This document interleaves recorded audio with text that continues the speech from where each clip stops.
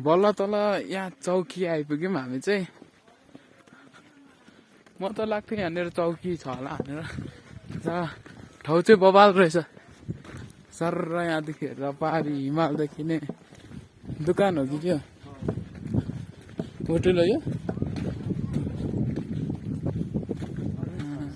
दुकानहरू रहेछ।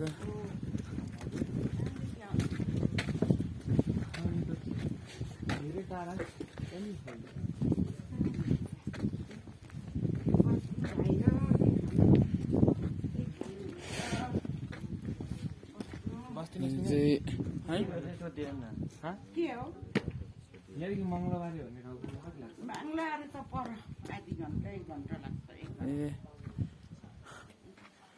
1 घन्टा लाग्छ। यी छ नि अनि कसरी हो एक रातको मिलाएर बस्नु